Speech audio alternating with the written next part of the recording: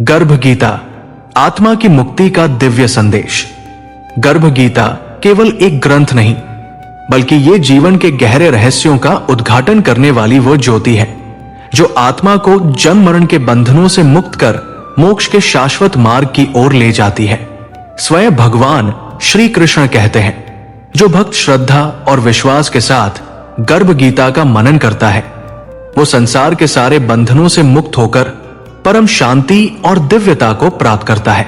ये ग्रंथ न केवल अंतरात्मा की शुद्धि करता है, बल्कि विशेष रूप से गर्भवती माताओं के लिए ये अमृत समान माना गया है।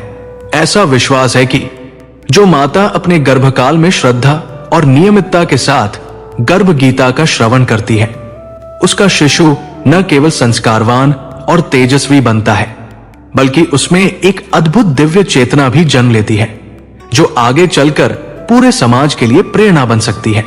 यदि आप भी इस अनुपम ज्ञान की रोशनी को अपने जीवन और भावी संतान के जीवन में भरना चाहते हैं, तो आज ही हिंदी धार्मिक कहानियां YouTube चैनल को प्रेम सहित लाइक करें, श्रद्धा से सब्सक्राइब करें और इस पावन संदेश को अधिक से अधिक लोगों तक पहुंचाकर ज्ञान बांटने के यज्ञ में सहभागी बने।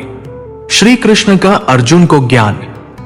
भगवान श्री कृष्ण अर्जुन से कहते हैं, जब कोई आत्मा मां के गर्भ में प्रवेश करती है तो वो हड्डी, रक्त और मांस के बीच एक संकुचित और अंधकारमय स्थान में बंध जाती है।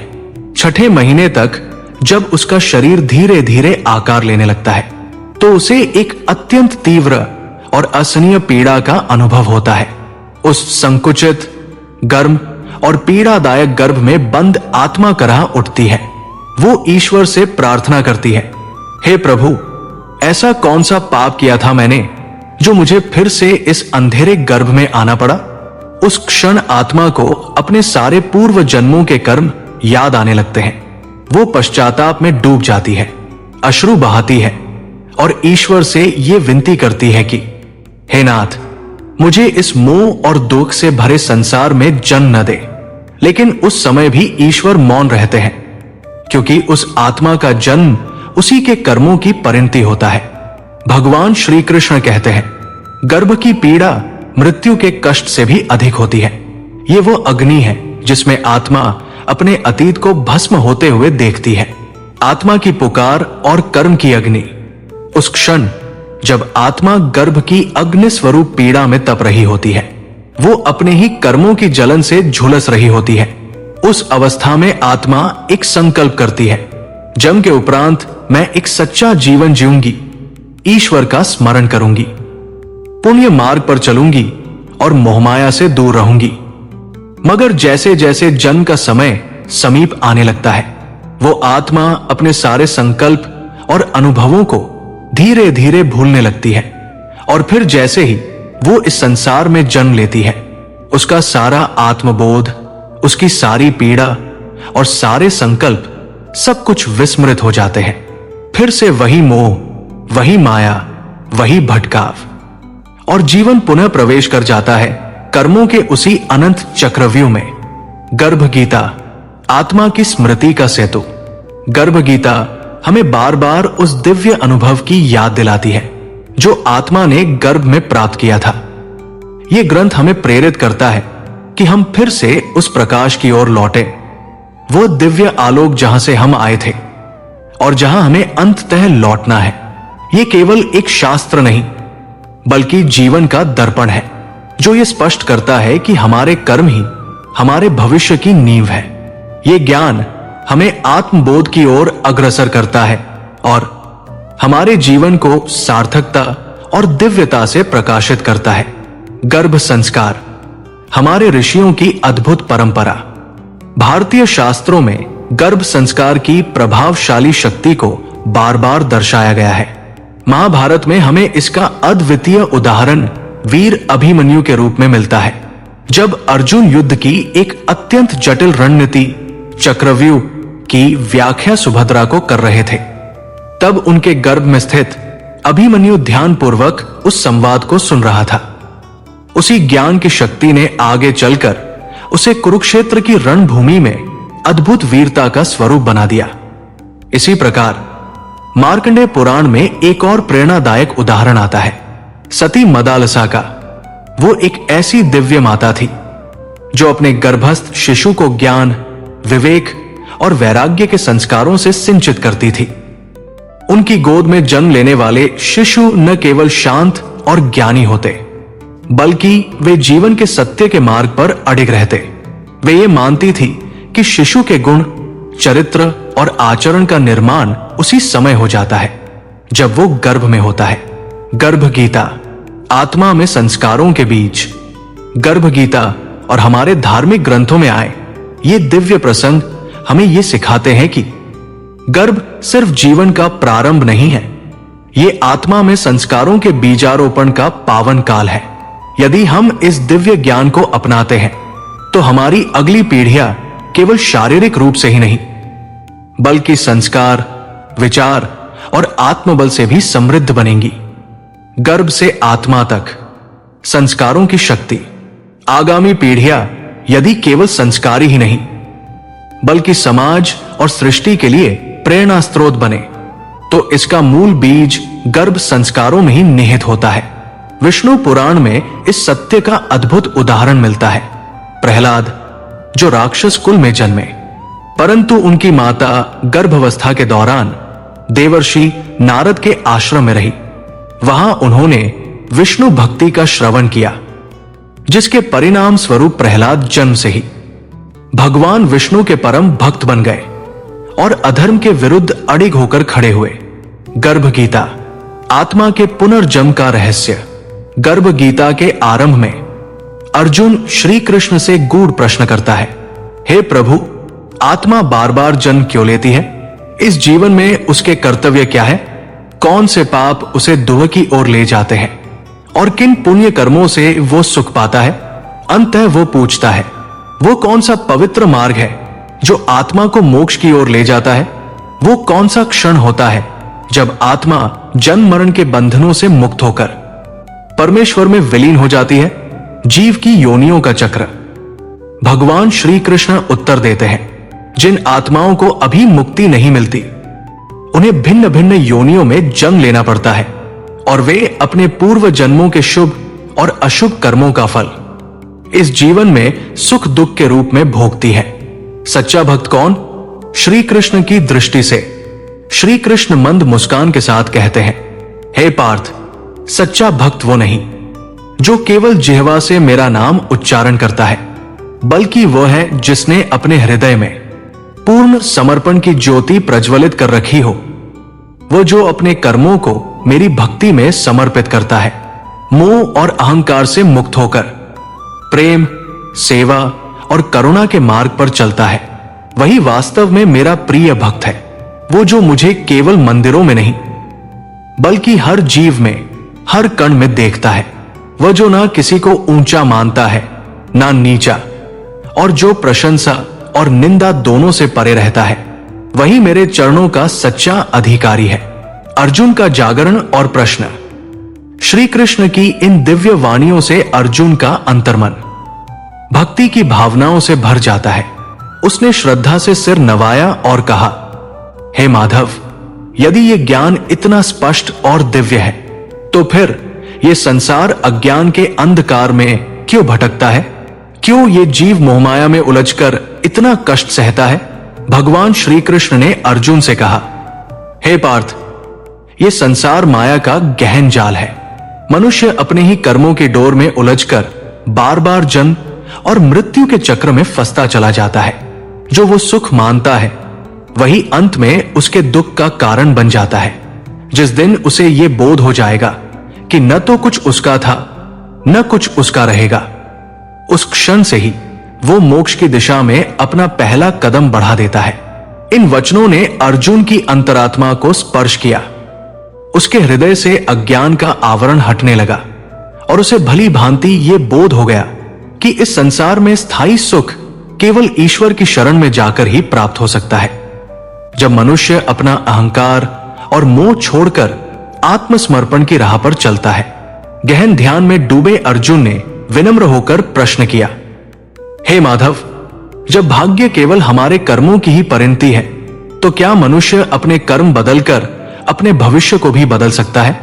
भगवान श्री कृष्ण मुस्कुराए और स्नेहपूर्वक उत्तर दिया, निस्संदेह है पार्थ, जैसे कोई व्यक्ति अंधकार से प्रकाश की ओर अग्रसर होता है, वैसे ही जब मनुष्य अपने बुरे कर्मों को त्याग कर सत्कर्मों की राह अपनाता है तो वो अपने जीवन के मार्ग को भी उज्जवल बना सकता है।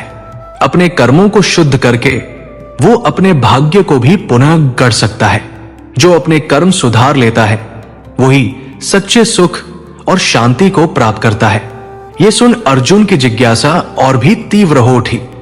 वो बोला, हे केशव, कृपया बताइए वो कौन सा पुण्य कर्म है जो मनुष्य को सर्वोच्च स्थिति तक पहुंचा देता है, और वो कौन सा पाप है जिसके कारण उसे नरक की भीषण पीड़ाएं सहनी पड़ती हैं? श्री कृष्ण बोले, हे धनंजय, जो मनुष्य दूसरों के दुखों को हरने वाला होता है, जो अपने धन संपत्ति का उपयोग लोक कल्याण हेतु करता है, जो सत्य, धर्म और न्याय के पथ पर चलता है, वो निश्चित रूप से उच्च लोकों को प्राप्त करता है और अंत मोक्ष की अवस्था को पा लेता है। परंतु जो व्यक्ति लोभ, अधर्म और छलकपट में डूबा रहता है, जो दूसरों की संपत्ति पर अनाधिकार अधिकार जमाता है, जो झूठ और पाखंड के सहारे अपनी इच्छाओं को पूर्ण करता है, उसे अपने पापों के फलस्वरूप नरक की यातनाएं भोगनी ही पड़ती है। भगवान श्री कृष्ण ने अर्जुन से कहा, जो व्यक्ति अपने पापों के कारण नरक की यातनाएं भोगता है वो अपने कर्मों के फल को भोगता है। इस संसार में प्रत्येक आत्मा अपने पिछले जन्मों के कर्मों का ही परिणाम भुगतती है।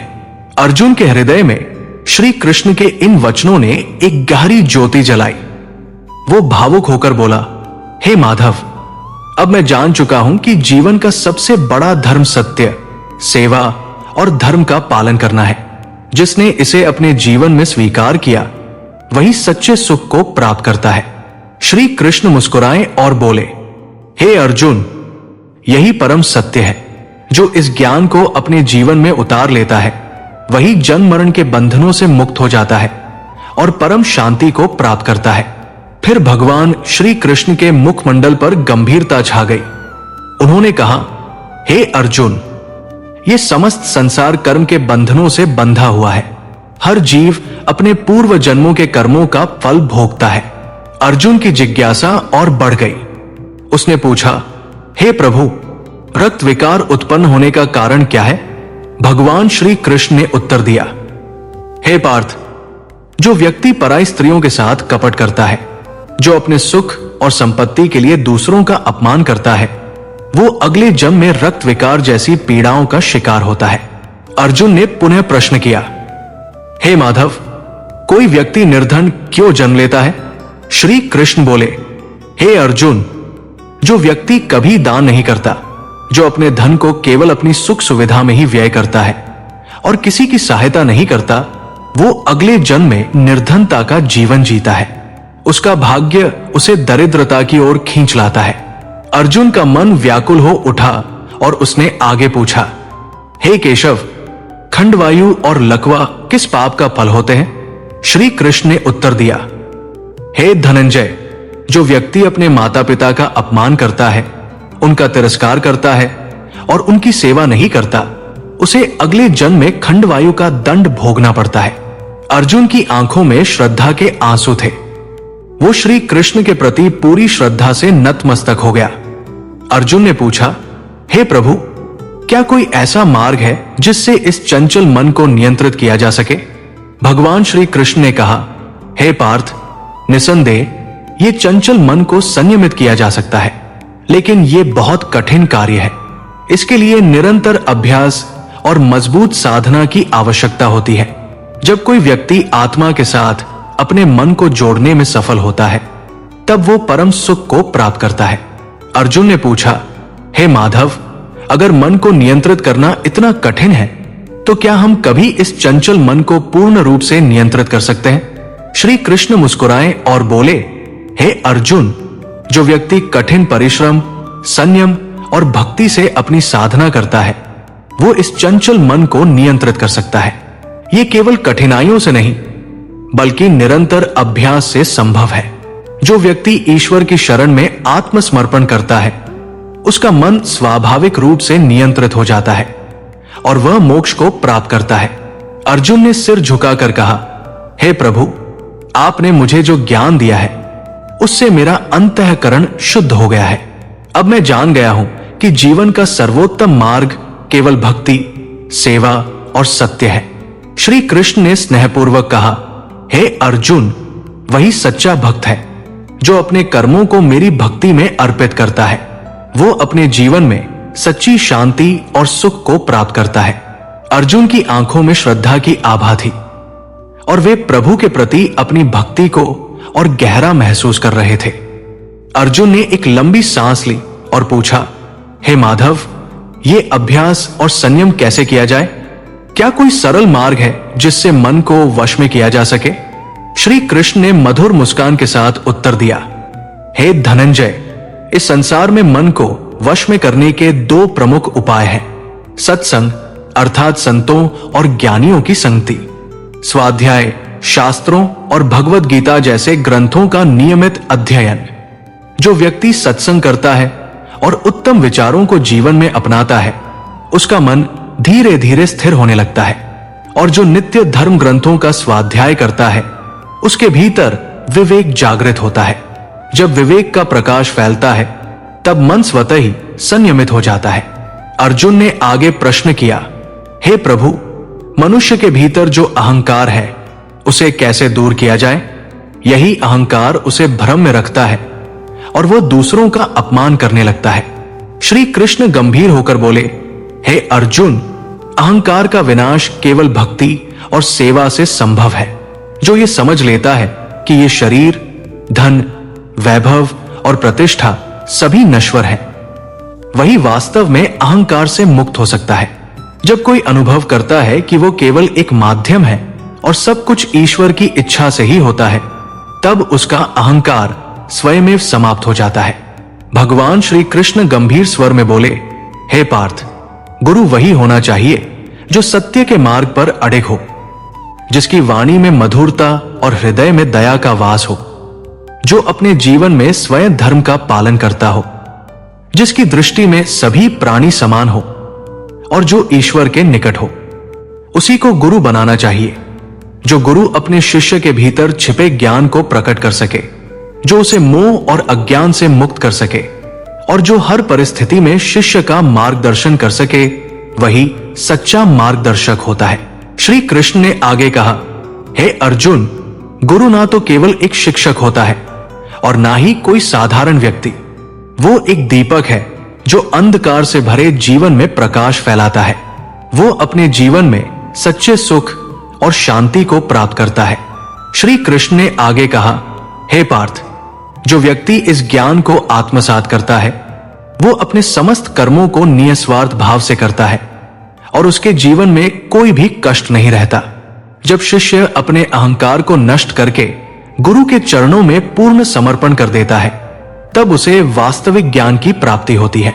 अर्जुन ने गंभीर स्वर में कहा, हे माधव, आपने मुझे जो ज्ञान दिया है वो मेरे हृदय को जागृत कर दिया है। अब मैं समझ गया हूं कि इस जीवन में सच्चे मार्ग की पहचान केवल गुरु और शास्त्रों से ही होती है। भगवान श्री कृष्ण ने मुस्कुराते हुए कहा, हे अर्जुन, जो ये ज्ञान ग्रहण करता है वो कभी किसी भी सांसारिक मोह में नहीं फंसता और उसका जीवन परम शांति से भर जाता है। इस संसार में गुरु और शास्त्रों से ही मार्गदर्शन प्राप्त किया जा सकता है, क्योंकि वे ही इस जीवन के गहरे रहस्यों को प्रकट करते हैं। अर्जुन ने फिर हाथ जोड़कर कहा, हे प्रभु, अब मैं जान गया हूं कि सच्चे गुरु के बिना कोई भी व्यक्ति अपने जीवन के उद्देश्य को नहीं पा सकता। मैं आपके चरणों में समर्पित हूं और प्रार्थना करता हूं कि मुझे इस ज्ञान को जीवन में उतारने की शक्ति मिले। श्री कृष्ण ने स्नेह पूर्वक अर्जुन की ओर देखा और कहा, हे पार्थ, जो व्यक्ति इस मार्ग पर चलता है उसे किसी भी प्रकार की चिंता करने की आवश्यकता नहीं रहती। वो न केवल इस जन्म में बल्कि आने वाले सभी जन्मों में भी मोक्ष को प्राप्त करता है। अर्जुन की आंखों में श्रद्धा के आंसू थे और उसने कहा, हे माधव, अब मेरे हृदय में पूर्ण शांति है और मैं जानता हूं कि सच्चा ज्ञान वही है जो गुरु और शास्त्र से मिलता है। श्री कृष्ण ने गंभीर होकर कहा, हे अर्जुन, यही सत्य है। जो व्यक्ति अपने जीवन में इसे उतारता है वो सच्चे मोक्ष की प्राप्ति करता है और संसार के सभी बंधनों से मुक्त हो जाता है। इस ज्ञान के साथ श्री कृष्ण ने अर्जुन को आशीर्वाद दिया और कहा, हे पार्थ, तुम्हारा मार्ग अब पूर्ण रूप से प्रकाशित है और तुम्हारा हर कदम सही दिशा में होगा। अर्जुन ने सिर झुका दिया और भगवान श्री कृष्ण के चरणों में पूर्ण श्रद्धा के साथ समर्पण किया। भगवान श्री कृष्ण ने अर्जुन से कहा, जो अज्ञान के बंधनों को तोड़कर दिव्यता की ओर बढ़ता है वो सत्य की खोज में अग्रसर होता है। यह ज्ञान केवल तुमसे नहीं बल्कि उन सभी से है जो सच्चाई की तलाश में है। भगवान श्री कृष्ण की वाणी में करुणा और गंभीरता समाहित थी। हे पार्थ, जैसे बीज तब तक वृक्ष नहीं बन सकता जब तक उसे उचित भूमि, जल और सूर्य का संग न मिले, वैसे ही आत्मा तब तक जागृत नहीं हो सकती जब तक उसे सच्चे गुरु की छाया नहीं मिलती। गुरु ही वो भूमि है जिसमें आत्मा का बीज रोपित होता है। उनका उपदेश वह जल है जिससे आत्मा सिंचित होती है और उनकी कृपा वह सूर्य है जिससे आत्मा में प्रकाश आता है। अर्जुन की आंखों में श्रद्धा का तेज था। उन्होंने नत होकर श्री कृष्ण के चरणों में प्रणाम किया। उनका अंतर्मन अब एक नई लौ से प्रकाशित हो उठा था। गुरु भक्ति की लौ उनके हृदय में जल रही थी। उन्होंने निश्चय पूर्वक कहा, हे प्रभु, अब मैं जान गया हूं कि सच्चे गुरु के वचनों पर चलना ही आत्मा की सच्ची यात्रा है। मैं अपने जीवन को इस मार्ग के लिए समर्पित करता हूं। श्री कृष्ण ने संतोषपूर्वक उत्तर दिया, हे अर्जुन, जो यह रहस्य जान लेता है और अपने आचरण में उतारता है वो काल के जाल से मुक्त हो जाता है। ऐसे आत्मा को ना पुनर्जन्म का भय रहता है और ना ही मरण की पीड़ा। वो मेरी परम सत्ता में विलीन हो जाता है। श्री कृष्ण ने गुरु की सेवा के महत्व को बताया। हे पार्थ, गुरु की सेवा केवल बाह्य कर्म नहीं है, वो तो हृदय का परम समर्पण है। जो अपने चित्त, वचन और काया से गुरु की सेवा करता है वो मेरे निकट आता है। वो संपूर्ण यज्ञों से अधिक पुण्य अर्जित करता है, परंतु जो सेवा की भावना से विमुख है वो ना इस जन्म में शांति पाता है और ना ही अगले जन्म में मुक्ति। गुरु की सेवा ही वो सेतु है जो जीव को परमात्मा से जोड़ता है। भगवान श्री कृष्ण की वाणी और भी मधुर हो उठी। हे पार्थ, ये संसार एक विषम यात्रा है और वासना, क्रोध, मोह के बंधनों से ग्रसित है। भगवान श्री कृष्ण ने अर्जुन से कहा, हे पार्थ, ये संसार एक विषम यात्रा है। वासना, क्रोध और लालच इसके 3 गहरे गर्त है।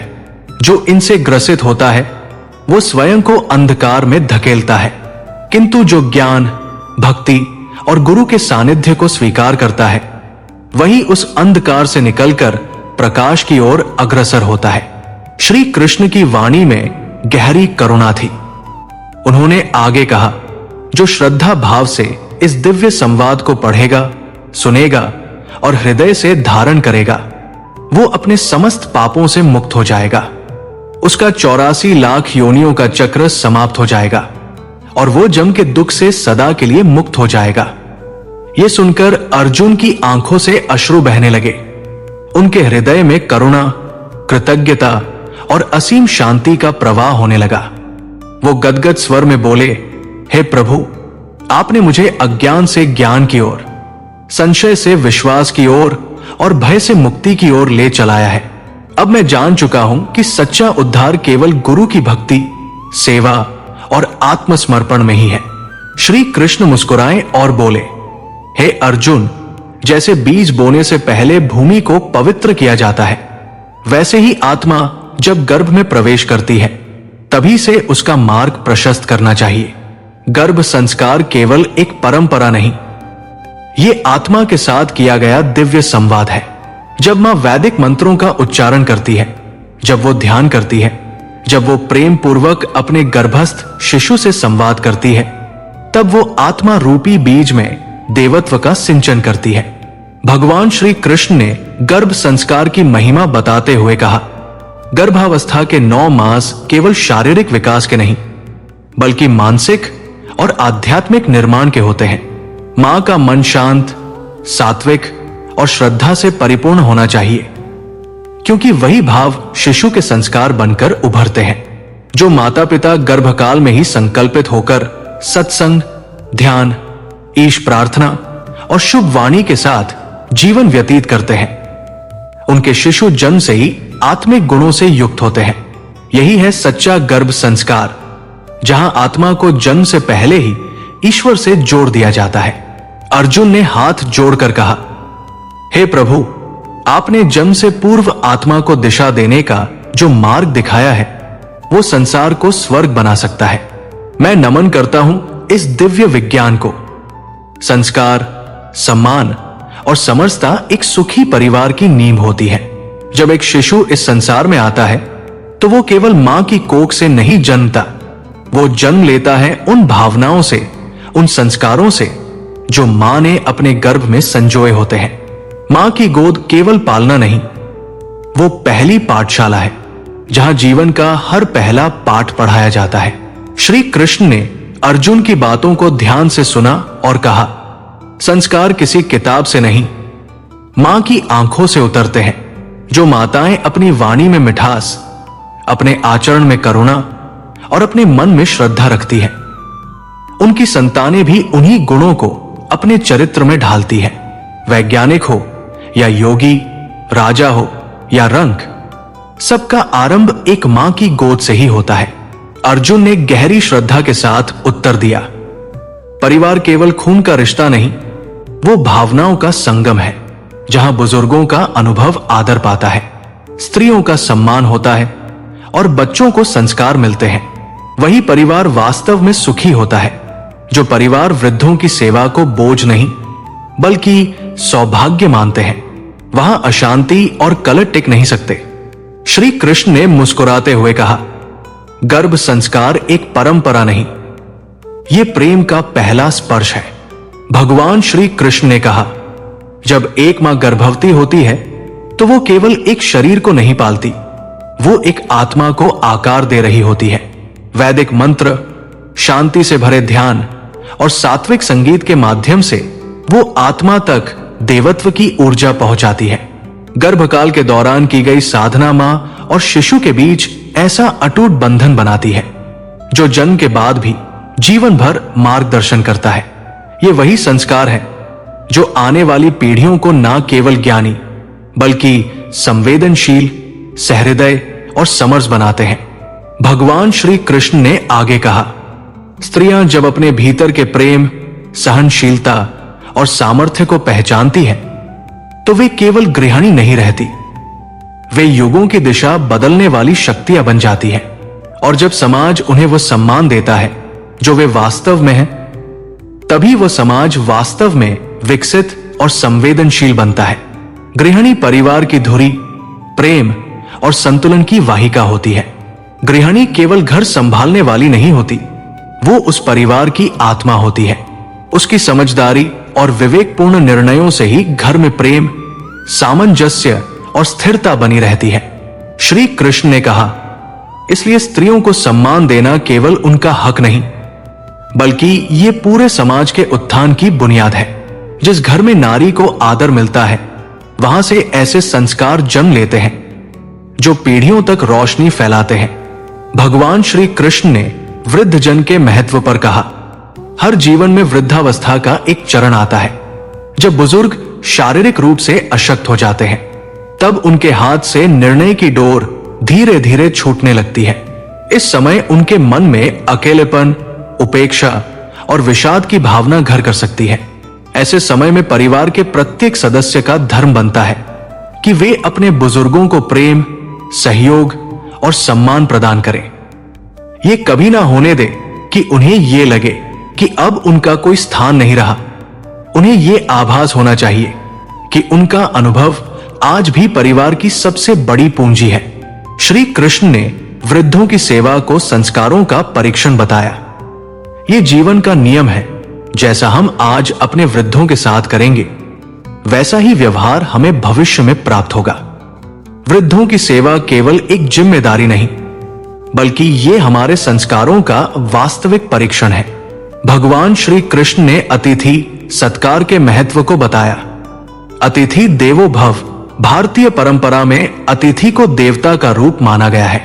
जिस परिवार में मेहमानों का सत्कार नहीं होता, वहां से धीरे धीरे सुख, शांति और सौभाग्य दूर होने लगते हैं। अतिथि का स्वागत केवल उन्हें भोजन परोसने तक सीमित नहीं होता। श्री कृष्ण ने गहरी गंभीरता से कहा, बल्कि ये उनके प्रति प्रेम, सम्मान और अपनत्व की अभिव्यक्ति है। ऐसा व्यवहार न केवल परिवार की प्रतिष्ठा बढ़ाता है, बल्कि समृद्धि के नए द्वार भी खोलता है। सामाजिक समरसता मिलजुल कर बढ़ती है। जीवन, परिवार और समाज की नींव आपसी संवाद और प्रेम पर टिकी होती है। जब घर के सदस्य एक दूसरे से संवाद नहीं करते, विचार साझा करने से बचते हैं और मिल बैठने का समय नहीं निकालते, तब घर धीरे धीरे टूटने लगता है। इसके विपरीत, जहां परिजन एक साथ बैठते हैं, मुस्कुराकर अपने दिन का हाल सुनाते हैं और एक दूसरे के अनुभवों से सीखते हैं, वहां सौहार्द और समृद्ध स्वतः ही फलने फूलने लगते हैं। श्री कृष्ण ने आगे कहा, एक सशक्त समाज की पहचान उसके सदस्यों के बीच के प्रेम, सहयोग और समझदारी से होती है, न कि केवल भौतिक साधनों से। इसीलिए आवश्यक है कि हम अपने परिवारों में प्रेम, सेवा और संस्कार की परंपरा को जीवित रखें, ताकि हमारी भावी पीढ़ियां भी इन्हीं मूल्यों को अपनाकर एक सशक्त और सुसंस्कृत समाज का निर्माण करें। श्री कृष्ण ने एक उदाहरण दिया। एक कुशल व्यापारी वही कहलाता है जो अपने मूलधन की रक्षा करते हुए सतत लाभ अर्जित करता है। परंतु यदि व्यापार लगातार घाटे में डूबता जाए, तो वो केवल एक असफल प्रयोग बनकर रह जाता है। दुर्भाग्यवश बहुत से लोग अपने जीवन को भी इसी प्रकार जीते हैं, जहां हर्ष और संतोष घटते जाते हैं और अंततः जीवन एक भारी घाटे की किताब में बदल जाता है। श्री कृष्ण ने निष्कर्ष निकाला, जैसे जैसे उम्र ढलती है, बची खुची प्रसन्नता भी बुढ़ापे की धूप में मुरझाने लगती है। जीवन जो सहजता, प्रेम और आनंद का रूप होना चाहिए था, वो ईर्ष्या, क्रोध, द्वेष और असहनशीलता की आग में झुलस जाता है। जिस जीवन को हंसते हुए बिताना चाहिए, उसे लोग तनाव, मुकदमेबाजी और टकराव में गवा देते हैं। छोटी बातों को बड़ा बनाकर अपनों से भी दूरी बना लेते हैं। क्या भोग विलास ही सुख का मापदंड है? हम में से अधिकतर लोग जीवन की होड़ में दौड़ते हैं। अर्जुन ने मन में सोचते हुए कहा, धन, संपत्ति और सुविधाओं का क्या यही सच्चे सुख का स्रोत है? यदि मन अशांत हो, तो भव्य महल भी बंदी गृह जैसा प्रतीत होता है। दुनिया में ऐसे असंख्य लोग हैं जिनके पास वैभव की कोई कमी नहीं, लेकिन उनके अंतर्मन में चिंता, कलह और मानसिक तनाव का जाल फैला होता है। श्री कृष्ण ने गंभीर स्वर में कहा, सच्चाई यह है कि जितना अधिक व्यक्ति स्वार्थ में उलझता है, उतना ही वो द्वेष और मोह का शिकार बनता है। जब मन इन विकारों की अग्नि में झुलस रहा हो, तो शांति और आनंद की अनुभूति कैसे हो सकती है? भले ही धन सीमित हो, लेकिन यदि हृदय निर्मल हो, विचार सात्विक हो और मन शांत हो, तो वही जीवन दिव्य आनंद का अनुभव कर सकता है। अर्जुन ने विचार करते हुए उत्तर दिया, ऐसी निर्मलता के लिए आवश्यक है कि हम सद्गुरु, संत जन और सच्चे विचारों की संगति में रहें, जहां जीवन केवल व्यापार नहीं, बल्कि आत्मा की एक पवित्र यात्रा बन जाए। श्री कृष्ण ने मुस्कुराते हुए कहा, बुढ़ापा अंत नहीं, बल्कि एक नई दिशा है, जीवन की यात्रा का अंतिम मोड़ है। अर्जुन ने पूछा, क्या यह सुखद अंत हर किसी के हिस्से में आता है? श्री कृष्ण ने उत्तर दिया, अधिकतर लोग वृद्धावस्था में अकेलेपन, उपेक्षा और निराशा का अनुभव करते हैं, क्योंकि उन्होंने जीवन भर केवल बाहरी उपलब्धियों में स्वयं को उलझाए रखा, आत्मिक शांति और प्रेम को भूल बैठे। अर्जुन ने गहरी समझ के साथ कहा, सच्चाई यह है कि बुढ़ापे को सुखमय बनाने के लिए सिर्फ जमा किया हुआ धन काफी नहीं होता। वहां आत्मिक संतोष, अपनों की मुस्कान और रिश्तों की ऊष्मा ही असली सहारा बनती है। श्री कृष्ण ने गहरी दृष्टि से कहा, इसलिए जब तक समय साथ है, आइए हम अपने जीवन की इस यात्रा को अर्थहीन दौड़ से निकालकर प्रेम, समर्पण और आत्मिक सुकून की राह पर मोड़ दें, ताकि जब जीवन की सांझ ढले तब हम मुस्कुराकर कह सकें, हां, ये जीवन सार्थक था। अर्जुन ने अंत में नमन करते हुए कहा, जय श्री कृष्ण, राधे राधे। आपका आशीर्वाद और स्नेह हमारे लिए अनमोल है। श्री कृष्ण ने मुस्कुराते हुए कहा, पूर्ण जीवन जीने का वास्तविक उद्देश्य यही है। आपका आशीर्वाद और स्नेह हमारे लिए अनमोल है। पूरी वीडियो देखने के लिए धन्यवाद। जय श्री कृष्ण।